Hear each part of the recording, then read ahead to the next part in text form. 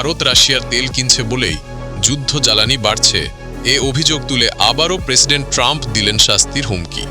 মাত্র ২৪ ঘন্টার সময় বেঁধে দিলেন ভারতকে। যুক্তরাষ্ট্রের প্রেসিডেন্ট ডোনাল্ড ট্রাম্প আবারও সরাসরি ভারতের বিরুদ্ধে অবস্থান নিয়েছেন।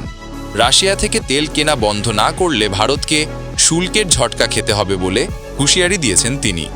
মাত্র ২৪ ঘন্টা সময় বেঁধে দিয়ে ট্রাম্প জানিয়ে দিয়েছেন ২৫% আমদানি শুল্ক এখন আরও বেশি হবে।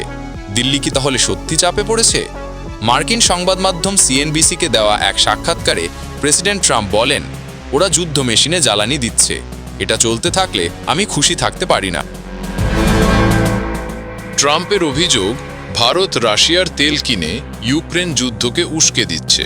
যদিও ভারতের যুক্তি, রাশিয়ার তেল বিশ্ববাজারে তেলের দাম স্থিতিশীল রাখতে সাহায্য করছে। ভারতের একজন সরকারি কর্মকর্তা জানান, আমরা রাশিয়ার তেল না কিনলে সেই ঘাটতি কে পূরণ করবে? তখন তো আবার ২০২২ সালের মতো দাম ব্যারেল প্রতি $১৩৭ পৌঁছে যাবে। বিশ্বের তৃতীয় বৃহত্তম তেল আমদানিকারক দেশ ভারত নিজেদের প্রয়োজনীয় তেলের ১/৩ রাশিয়া থেকে সংগ্রহ করে। ট্রাম্পের এই মন্তব্যের প্রতিক্রিয়ায় ভারতের পররাষ্ট্র মন্ত্রণালয় জানিয়েছে, ভারতকে আলাদা করে দায়ী করা একেবারেই অন্যায্য। যে দেশগুলো সমালোচনা করছে তারাই তো নিজেরা রাশিয়ার সঙ্গে বাণিজ্য চালিয়ে যাচ্ছে। পররাষ্ট্র মন্ত্রণালয় আরও বলেছে, ২০২৪ সালে ইউরোপীয় ইউনিয়ন রাশিয়ার সঙ্গে $৭৮ বিলিয়ন বাণিজ্য করেছে।